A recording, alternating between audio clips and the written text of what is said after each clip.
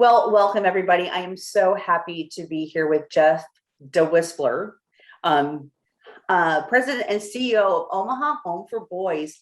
Jeff, thank you for joining me again. I think we had this conversation last year, but thank you for joining me.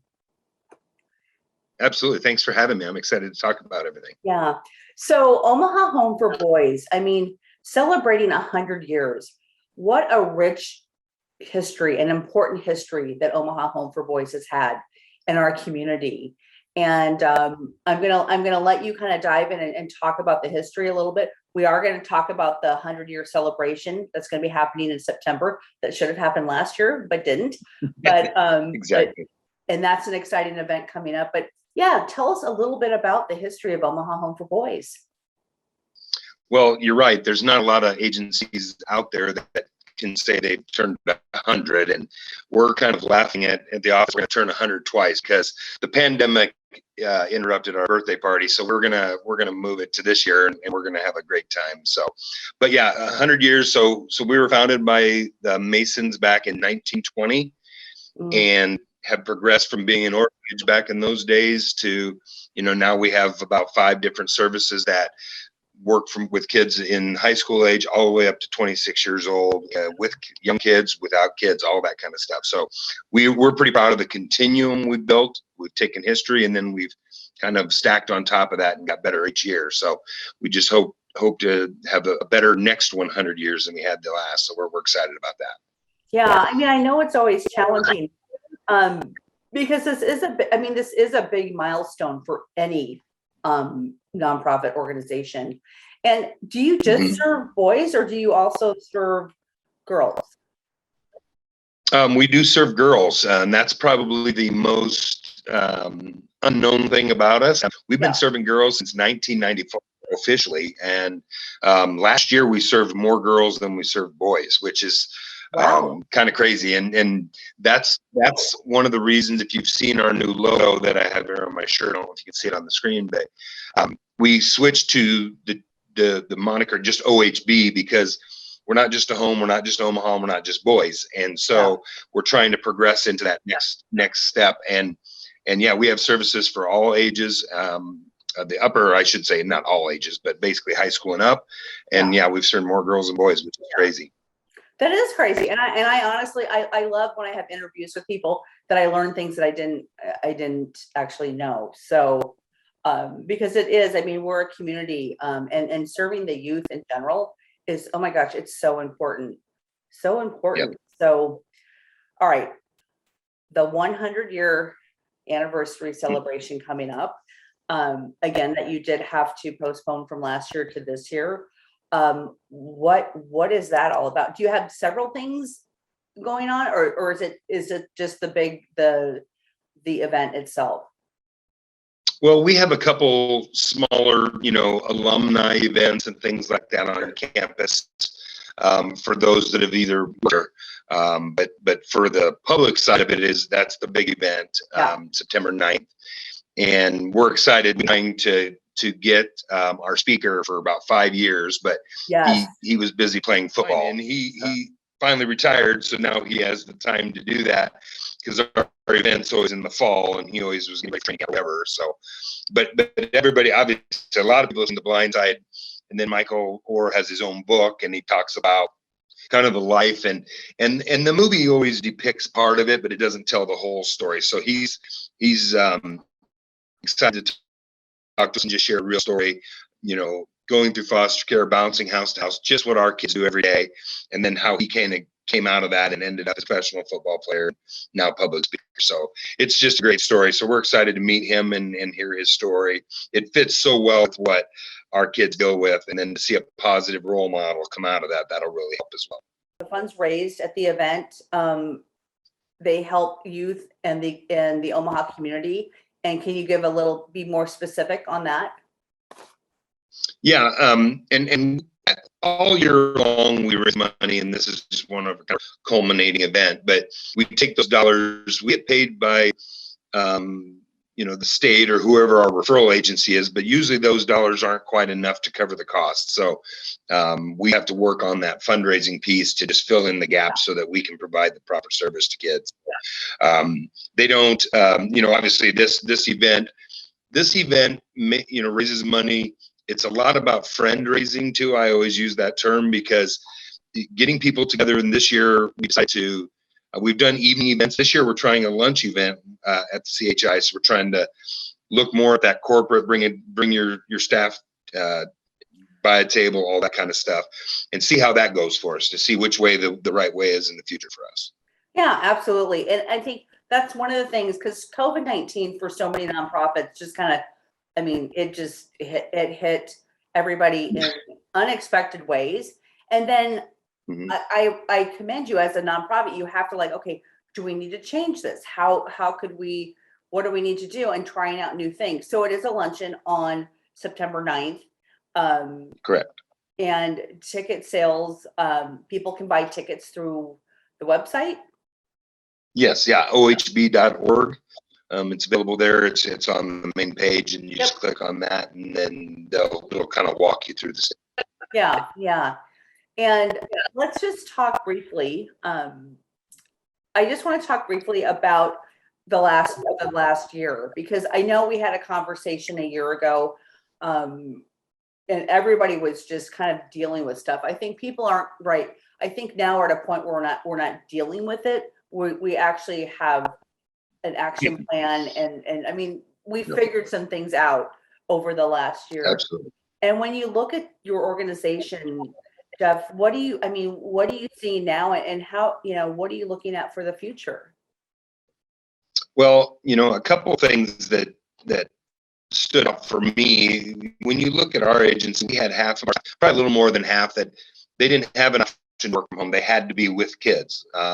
Then we had a group of people that we could have work at home. And so we pivoted quickly and got the resources in place and did that. So it shows you from a work standpoint, you can do a lot.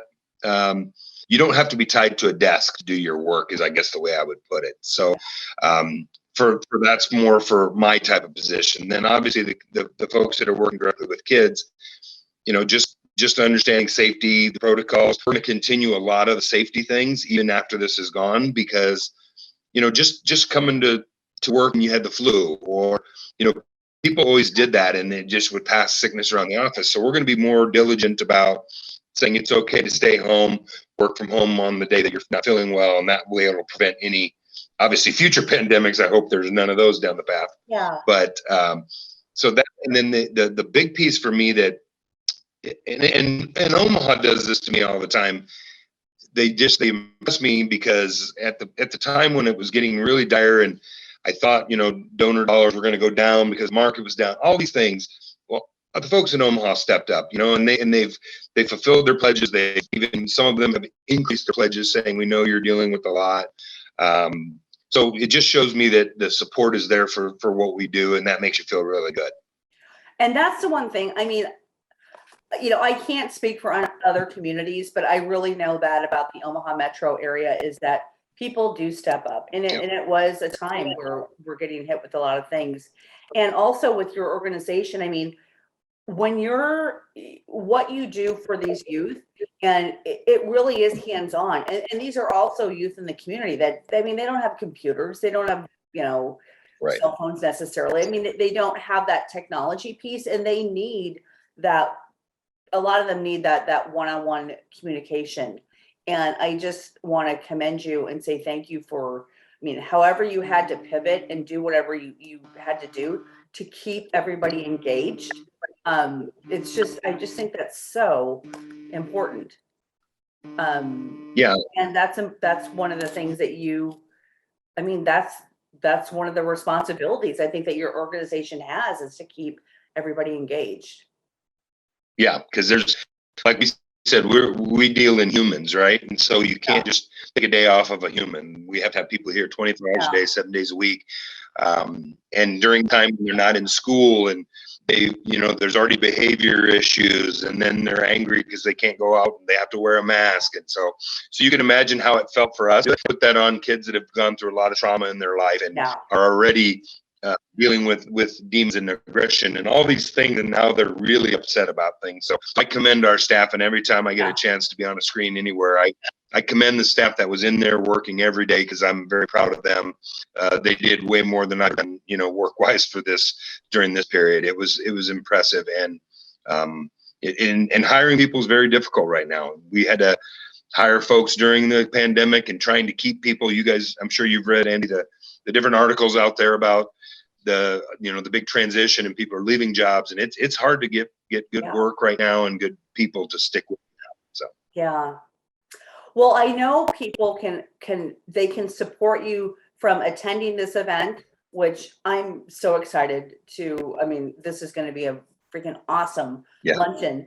But what are other ways that people can support Omaha Home for Boys?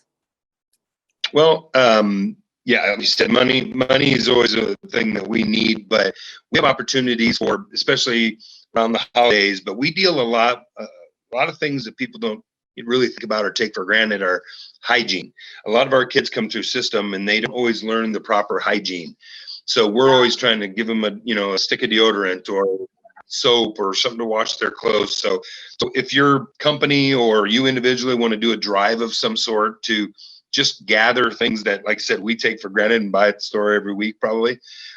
We have a whole area we stock, and then that way when new kids come in, they can walk in with a new toothbrush, and we give them all their stuff so they feel, because I think being, mental health is a big deal, but physical health, and if you feel good and smell good and all those things, it makes your mental feel better as well.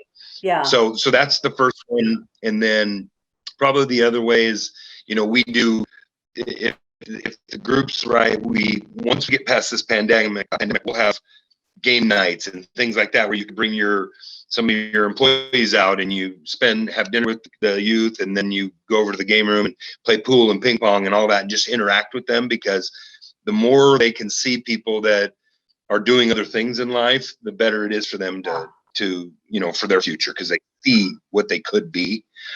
So we have those kind of opportunities, and that's the other two ways that we would use help. Sure. Well, absolutely. Again, I encourage people, come to the luncheon, but thank you for those other ideas, because gosh, those are so important. And a lot of times if you're with a family, or even like you said, with your work group, if you've got people in your work group that want to bring deodorant sticks or bring other hygiene pieces or bring whatever, that's just a way to engage people around you, whether they're your family or your work environment. It's so important, and it makes a difference. And we're all here to make a difference, and we're all here to just support one another. At the end of the day, and contribute to one another, because these individuals that you serve are a contribution to our community, and they have things to contribute. And I'm so excited for the next 100 years of Omaha Home for Boys. So yeah, we are as well, and we appreciate it very much. Yeah. So Jeff, thank you for taking the time. I know we had some technical issues getting on the Zoom. Hopefully we'll be back in the studio soon, but right now I really appreciate everything you're doing, and I look forward to seeing you soon. So thank you so much. Sounds good. Well, we appreciate your support, Andy. You've been great for us. And so if anybody wants to, come to the event, buy tickets. I know it's a pandemic, but if we can get some people, we'll be there. Yeah, let's do it, right? It'll be fun. Last thing, is this both you can in person, but can you also do this virtually? Well, we were looking at a virtual option. I don't know that we've got that all. Okay, and that's okay. So right now it's in person. Okay, so it's in person, but there's so many other ways to give if you can't get there in person. So, all right, Jeff, thank you so much, and I'll see you soon.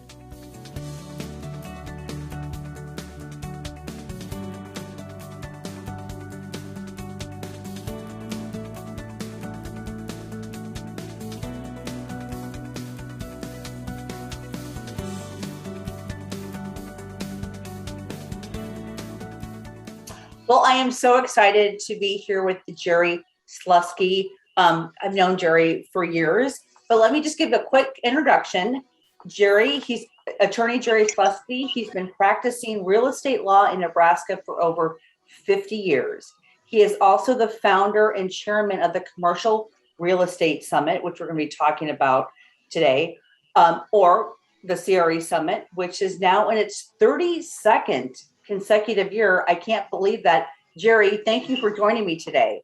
My pleasure, Andy, and it's always good to see you. It's good to see you. Are you actually in San Francisco, or are you just? That's just my background. Okay. You know. It looks like you should be in San Francisco. So anyway. I wish I were. You're looking good. Well, I want to talk a little bit about the CRE Summit, and let's just talk about what that is, because again, my gosh, the 32nd year. So talk about what it is and give us a brief history. Absolutely. Well, so in 1990, which is coming up on 32 years ago, I was teaching commercial real estate development and financing law at Creighton Law School. And a lot of people on this call won't remember or that see this, but we were in a horrible recession. At that time, commercial real estate was truly dead. No lenders were lending, no builders were building, and it was a very, very bad time for commercial real estate. So I said to the dean, I said, it's really not worth teaching this course because it's so horrible out there. Mm-hmm. However, the government had just come out with something called the Resolution Trust Corporation, which is almost identical to TARP that we did under the Obama administration, similar to bailouts we've had recently. And they provided a huge amount of funding to commercial real estate. And I said, Dean, if we could, the best service we could provide to our community and as a law school is to put on a seminar on this subject. And we did. And so we had that conversation in February 1990. In May, we did the seminar, and we had busted at the seams in the big Creighton conference hall, 375 people, because everybody was out of business and wanted to know how to get back into business. The upshot of that conference was I was told, gee, we ought to do something like this every year because it was so informative. And that is the history, the seeds of Commercial Real Estate Workshop, now called the Commercial Real Estate Summit. Wow. And I did not know that. I always love learning new things. I didn't know the history of that. So one of the questions I'm going to ask you, obviously, last year it was in place. You did a virtual. Did you end up doing the virtual piece of it? Yes. Yeah. But so last year, obviously with the pandemic, COVID-19, it was a little bit different. So how is this year different than last year?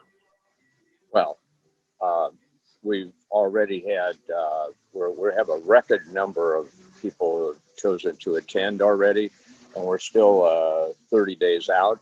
Yeah. We've got over 650, and at this time last year we were at 450, and we got to 700. I think we're going to break 1,000 this year, but there's a lot of excitement in coming back live. They just want to be together. They want to network. This industry is used to conversing with one another and talking and the relationships. So out of those that have registered, 95% have opted for live, although we're going to have a virtual component. Which how it's different. Yeah, which I think is great. So let's talk a little bit about, like the theme, so to speak. When I'm looking at I'm looking at your website, which is attendcresummit.com, but rewriting the playbook and moving forward from here. So talk a little bit about what are the topics going to be? You've got some great speakers. Sure. Well, as everybody seems to know, the floor fell out of a lot of things during COVID. Hopefully we're moving out of it, but that's a concern. But one of the big things that really dropped out was this work from home and the damage it did to the office market. So our 45-member planning committee decided that office, the future of office, or the office of the future, and are we going to stay working from home, or are we going to come back to the office, were the hot topic subjects of this year. And by the way, Andy, that's what we try to do, is identify each year the most important subjects for commercial real estate. So that's number one. Yeah. We have a outstanding panel put together by Ted Zessman from the Nottle Companies. He's got experts from all the office walks of life and professions going to talk and weigh in on their opinions of what's going to happen with office. On top of that, and I think the other side of the coin, this big issue of will they go back to work? And if so, what's the workplace going to look like? We found Karen Mangia, who is a Salesforce exec VP who writes books, and particularly on HR subjects, such as working from home and making it work. And we have her coming in live to be a keynote speaker at lunch. So she's going to talk about the other side of that coin. If you don't go back to work and you stay at home, how do you make that work? Yeah. And I think it's going to be very, very interesting. I'm very interested in it, and everybody I've talked to is excited about this subject. Yeah, I would agree with you, Jerry. And one of the things you said too is that each year, I mean, things are different from year to year. There are different things happening in the real estate market, in the commercial real estate market. And this is a big year, which that's a big topic. So she's going to be speaking. Who's your other speaker?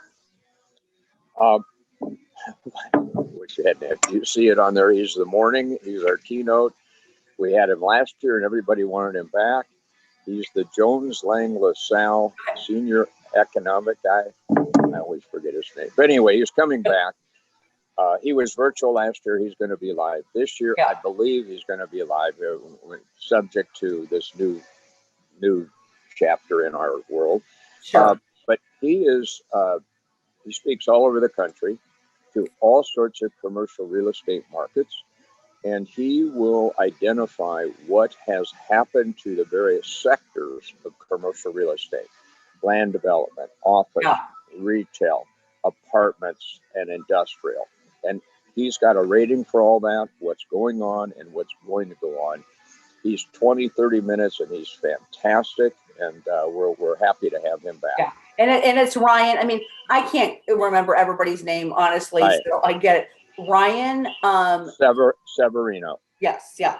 And that's going to be a really great talk that really kind of kicks off the morning session of the conference. So, and again, the CRE Summit, which I'm excited for it, and I just think everybody else should be excited for it, because you're really looking, I mean, it's not like you don't have all the solutions, but it's really talking about what's happening and future forward looking.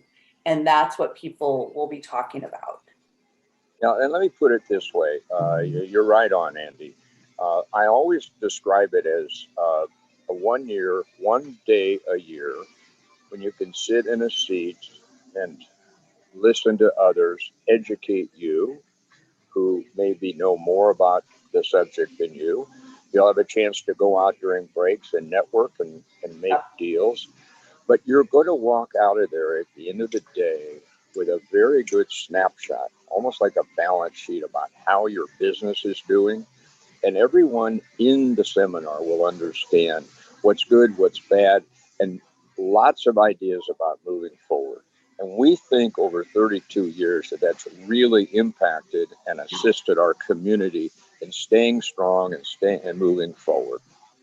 Yeah, and I would agree, because like from a Midlands Business Journal, just from a personal standpoint of Midlands Business Journal, we took a little bit smaller office space, not much, because I just knew that we will need room to grow and to not have that space, and worked with, our office person.